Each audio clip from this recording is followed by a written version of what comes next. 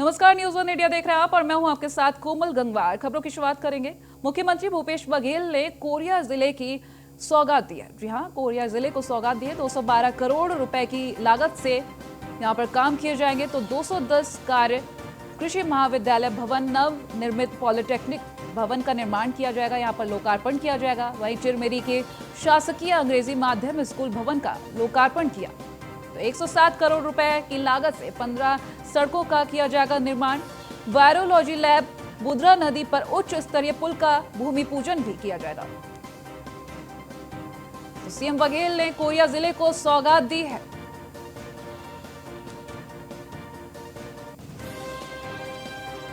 और ये सौगात 212 करोड़ रुपए की, जिसमें 210 कार्य किए जाएंगे। कृषि महाविद्यालय भवन, नवनिर्मित पॉलिटेक्निक भवन का लोकार्पण होगा। चिरमिरी के शासकीय अंग्रेजी माध्यम स्कूल भवन का लोकार्पण किया गया। 107 करोड़ रुपए की लागत से 15 सड़कों का निर्माण किया गया। साथ ही साथ वायरोलॉजी लैब, बुधरा नदी पर उच्च स्तरीय पुल का भूमि पूजन। तो 212 करोड़ रुपए की लागत से किए जाएंगे 210 कार्य, जिसमें कृषि महाविद्यालय भवन,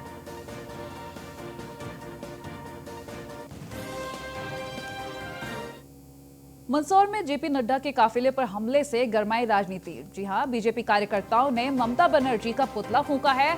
हमले के बाद से बीजेपी कार्यकर्ताओं में आक्रोश दिखा है। बता दें, बीते कल बीजेपी अध्यक्ष के काफिले पर हमला हुआ था। हमले में कैलाश विजयवर्गीय बाल बाल बचे थे और विजयवर्गीय ने टीएमसी पर आरोप लगाया कि हमला टीएमसी की तरफ से करवाया गया। हालांकि आपको ये भी बता दें कि जेपी नड्डा एक बुलेट प्रूफ गाड़ी में थे, जिस वजह से वो सुरक्षित हैं, और कैलाश विजयवर्गीय का कहना कि वो इस हमले में घायल हुए।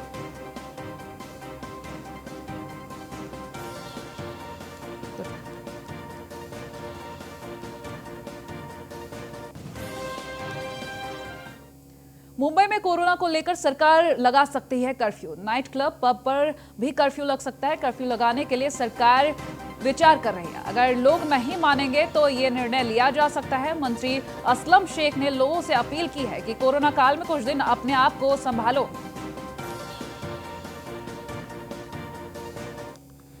देखिए, जिस तरीके से मुंबई शहर में पहले कोरोना वायरस के पेशेंट्स बढ़े थे, मेरे ख्याल से हिंदुस्तान में सबसे ज्यादा पेशेंट्स मुंबई में थे।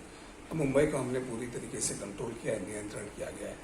लेकिन अब रिलैक्सेशन देने के बाद, बसेस और रिक्शाज और बाकी अनुमति देने के बाद में कई लोग जो है इसका वायलेशन कर रहे हैं। रात में जगह पे, पब्लिक प्लेसेस पे जमा होना, होटल्स में जमा होना, नाइट क्लब्स में जमा होना, इस तरीके की बातें सामने आ रही है। और मुंबई के जो महानगर पालिका के कमिश्नर हैं, उन्होंने जो है नाइट कर्फ्यू के बारे में सरकार के पास बातें रखी हैं। सरकार ने अभी इसके ऊपर कोई स्टैंड नहीं लिया है। हम लोग नहीं चाहते कि नाइट कर्फ्यू हो। हम चाहते हैं कि पब्लिक इस चीज़ को समझे कि हमें ऐसे हार्श डिसीजन लेना न पड़े जो पब्लिक को आगे चल के तकलीफ हो। अगर इतने दिन उन्होंने अपने आप को संभाला, इतने महीने उन्होंने आपने संभाला है, तो आने वाले दिनों में जो है वैक्सीनेशन बहुत जल्दी आने वाली है। एक बार हो जाएगा तो सेहतमंद होके इस मुंबई शहर को, नाइट को या डे को अपना वो कर सकते हैं। किसान आंदोलन को लेकर हमारे संवाददाता जयेश प्रजापति ने आम आदमी पार्टी के विधायक और गुजरात के प्रभारी गुलाब सिंह ने खास बातचीत की है। देखिए, दिल्ली में विधायक गुजरात के प्रभारी गुलाब सिंह आज गुजरात के दौरे पे किसान आंदोलन के बारे में, उनके बारे में बात करेंगे। नमस्ते गुलाब सिंह, किसान आंदोलन जो दिल्ली में चल रहा है, आपके वहाँ चल रहा है, किस तरह से देख रहे हो? गुजरात की आम आदमी पार्टी उसको किस तरह से सपोर्ट करेगी? सबसे पहले मैं बताना चाहता हूं कि किसान आज पूरे देश के अंदर सड़कों पे, विशेष तौर पर अगर आप देखें तो दिल्ली में जो सिंगो बॉर्डर है, वहाँ पे हरियाणा और उत्तर प्रदेश, राजस्थान जो सटे हुए राज्य हैं, वहाँ से हज़ारों लाखों की संख्या में किसान जो है वो सड़कों पे हैं।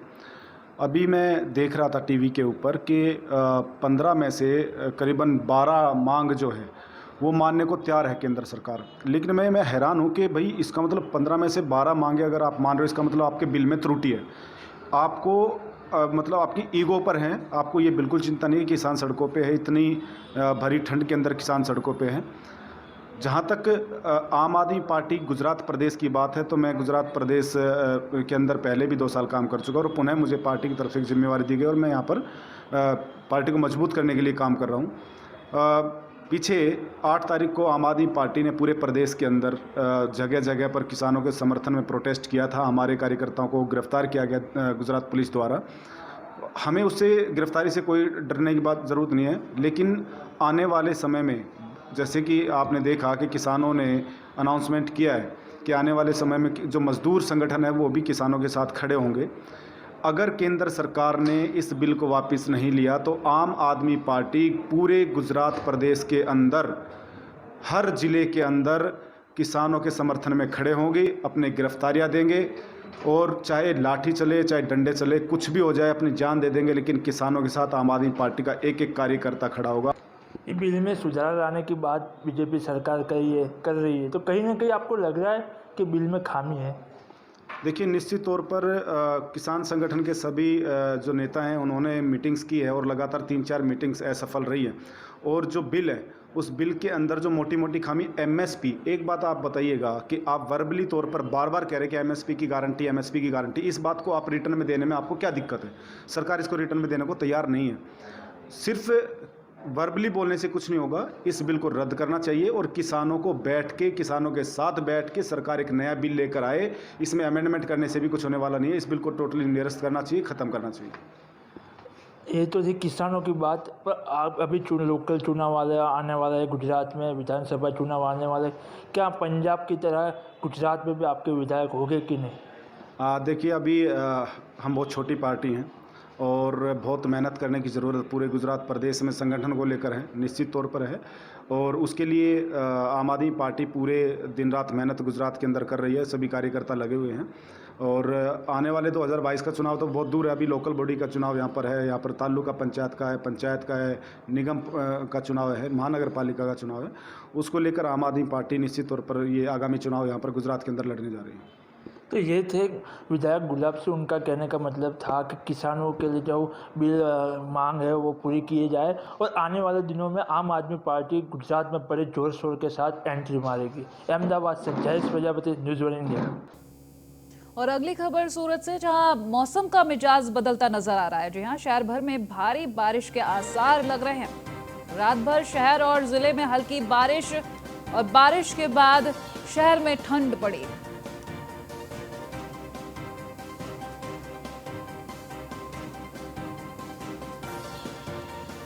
मौसम के बदलते मिजाज से ठंड और ज्यादा बढ़ने के आसार और शहर में भारी बारिश भी हो सकती है, ऐसे आसार जताए जा रहे हैं।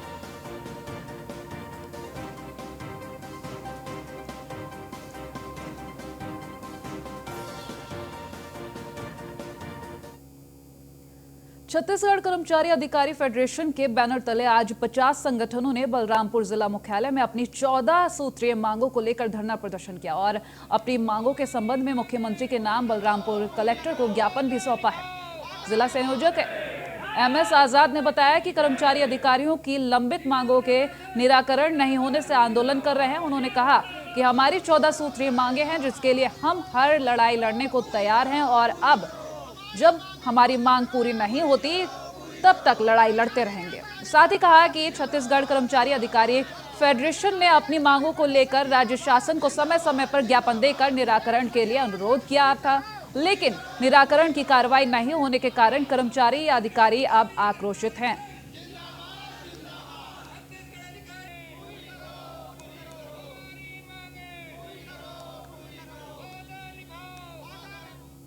कोंडागांव में पुलिस महानिरीक्षक बस्तर रेंज विवेकानंद सिन्हा ने कैंटीन का उद्घाटन किया है। इस मौके पर आईजी ने कहा कि इस कैंटीन के खुलने से पुलिस परिवारों को बड़ी राहत मिलेगी।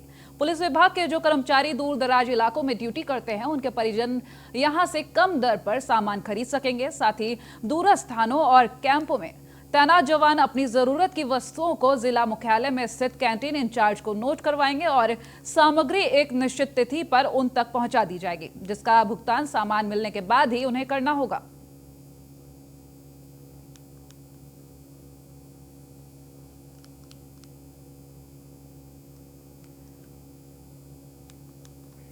जैसलमेर में जिला प्रमुख सीट पर बीजेपी का कब्जा। जी हां, भाजपा के प्रत्याशी प्रताप सिंह बने बोर्ड के अध्यक्ष। कांग्रेस प्रत्याशी रुकिया बानो को 7 वोटों से उन्होंने हराया। 20 साल से कांग्रेस का इस सीट पर कब्जा था।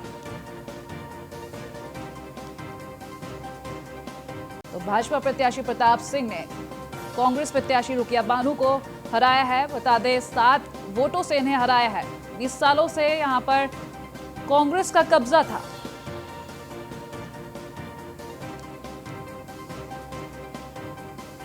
खबरों में आगे बढ़ेंगे तो ग्वालियर में 128 चिट फंड कंपनियों की संपत्ति अब नीलाम होगी। जी हां, 128 चिट फंड कंपनियों की संपत्ति नीलाम होगी। नीलामी के लिए कोर्ट में गुहार लगाएगा प्रशासन। 5000 से ज्यादा निवेशकों का पैसा वापस दिलाएंगे प्रशासन। डीएसपी ट्रैफिक विजय भदौरिया को नोडल ऑफिसर संपत्तियों को नीलाम कर निवेशकों को पैसा वापस दिया जाएगा। तो इस नीलामी के बाद निवेशकों को पैसा वापस मिल जाएगा। 2010 के बाद से जो ग्वालियर जिले में चिटफंड कंपनी के विरुद्ध कार्रवाइयाँ चालू हुई थी, उसमें लगभग 128 कंपनी के विरुद्ध शिकायतें प्राप्त हुई थी, जिनमें से लगभग 23 कंपनियों के ऊपर अपराध पंजीबद्ध किए गए थे। इन 23 कंपनियों में 80 आरोपी बनाए गए थे लगभग। 80 में से 35 अभी फरार चल रहे हैं और उनकी पकड़ धकड़ भी जारी है। पिछले 3-4 दिन पहले ही हमने एक चिटफंडी पकड़ा है और भविष्य में कार्रवाई जारी रहेगी। वहीं ग्वालियर से निजी अस्पताल की एक बड़ी लापरवाही सामने आई है। बता दें, नकली प्लाज्मा देने से कोरोना मरीज की मौत हो गई। मरीज को देने के लिए 18,000 में खरीदा था ये प्लाज्मा। मृतक के परिजनों ने थाने में पहुंचकर हंगामा किया है और पुलिस ने मामला दर्ज कर जांच शुरू कर दी है। बता दें, अपोलो अस्पताल में मरीज का इलाज चल रहा था।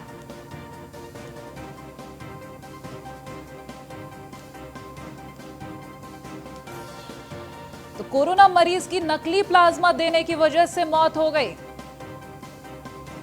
इस मरीज का इलाज अपोलो अस्पताल में चल रहा था और अब पुलिस ने कार्रवाई शुरू कर दी है। थाना क्षेत्र के अपोलो हॉस्पिटल में मनोज कुमार गुप्ता दतिया निवासी भर्ती कराए गए थे 3 तारीख को। 7 तारीख को उन्हें पहली बार प्लाज्मा थेरेपी की गई। उनकी दूसरी प्लाज्मा थेरेपी 8 तारीख को की गई। उसके बाद उन्हें कुछ मेडिकल कॉम्प्लिकेशन हुए और उन मेडिकल कॉम्प्लिकेशन के चलते आज उनकी मृत्यु हो गई। और उसमें घर वालों का आरोप है कि गलत प्लाज्मा चला दिया गया था। पुलिस ने मर्ग पंजीबद्ध कर लिया है। बॉडी पोस्टमार्टम के लिए गई हुई है और इसमें एक विशेष कमेटी बना के जिसमें डॉक्टर, एफएसएल और पुलिस अधिकारी शामिल होकर इसकी जांच की जाएगी और जो भी परिणाम होगा वो आपको बता देंगे। वहीं किसान आंदोलन पर शरद पवार का बड़ा बयान सामने आया है। कृषि कानून पर पुनर्विचार करे सरकार, ऐसा शरद पवार ने कहा है। तो किसानों के धैर्य की परीक्षा ना लें, शरद पवार कह रहे हैं।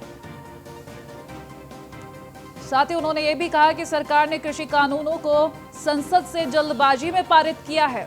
सरकार को कृषि कानून वापस लेना चाहिए। ऐसे में शरद पवार का ये बड़ा बयान सामने आया है। कृषि कानून को वापस लेने की मांग उन्होंने भी रखी है और उसके बाद उन्होंने ये भी कहा कि कृषि कानून को वापस लेंगे तभी ये आंदोलन खत्म होगा। यूपीए अध्यक्ष बनने की चर्चाओं पर शरद पवार ने कहा कि मीडिया की ओर से अफवाहें फैलाई जा रही हैं।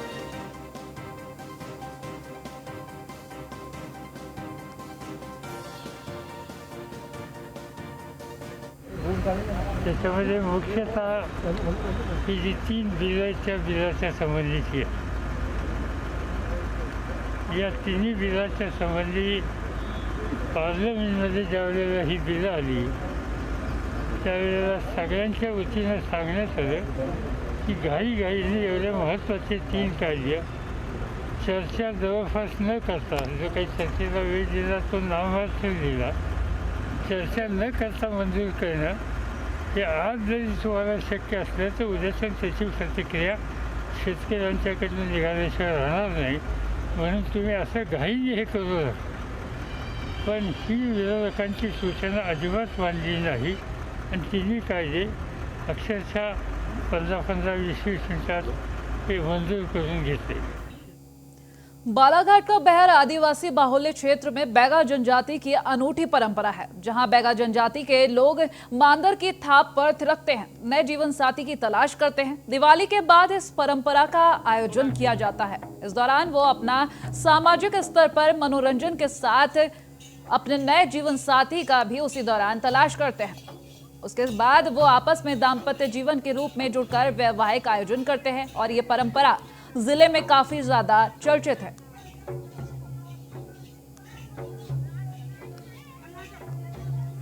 से गांव के हो आप? तो ये नाचने आए हो? कौन से गांव में नाचने आए हो? तो ये सब क्या पहने हुए हैं? ये लटका कहते हैं इसको। क्या कहते हैं? लटका लटका लटका। अच्छा अच्छा, इससे क्या होता है? और ये क्या पहने हो? ये गले आओ। या हाँ, इसको चांदी बोलते हैं, मतलब सुतिया। सुतिया। हाँ। तो ये दो दो पहने हो तो इससे क्या मतलब होता है? क्यों पहने हो दो दो? डिजाइन के लिए। डिजाइन के लिए? हाँ। तो अच्छा, इसमें कुछ लुभाने उभाने का भी रहता है क्या? नहीं नहीं, ये मर्जी से पहने। अच्छा, अपने मर्जी दो दो सुतिया पहने हो? जी। कितनी कीमत होगी इसकी? कितने का है दोनों सुतिया? ये तो दोनों कम से कम 40,000। 40,000 का सुतिया पहने हो? हाँ। और तीनों लोग पहने हो? दो दो आप भी पहने हो? हाँ। दो सुतिया? हाँ। तो क्यों पहने हो सुतिया? इतना ये सब माला और ये रुपया पैसा सब कैसे क्यों पहने हो? डिजाइन के लिए पहने। अच्छा, डिजाइन के लिए, शो के लिए। हाँ। और ये पैर में करधन भी पहने हो? इसमें हाँ। कमर में? हाँ। कमर में करधन है? हाँ। अच्छा, ये भी शो के लिए पहने हो? हाँ। और भिंड में सीसी रोड के नाम पर घोटाला सामने आया है। फर्जी बिल लगाकर 9,57,000 का भुगतान किया गया। बता दें, जिला पंचायत सीईओ IS ठाकुर ने संज्ञान लिया। मामले में जांच कर दोषियों के खिलाफ कार्रवाई की बात कही गई है। मेहगांव के गिजुर्रा गांव पंचायत का यह मामला बताया जा रहा है।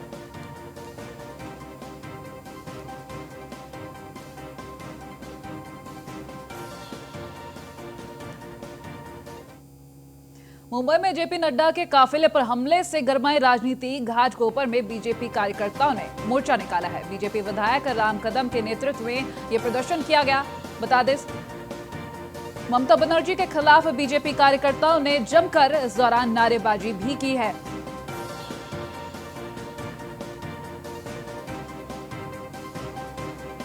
तो बीते कल बीजेपी अध्यक्ष जेपी नड्डा पर जो हमला हुआ था, उससे राजनीति काफी ज्यादा गर्मा गई है और ममता बनर्जी के खिलाफ जमकर नारेबाजी देखने को मिल रही है।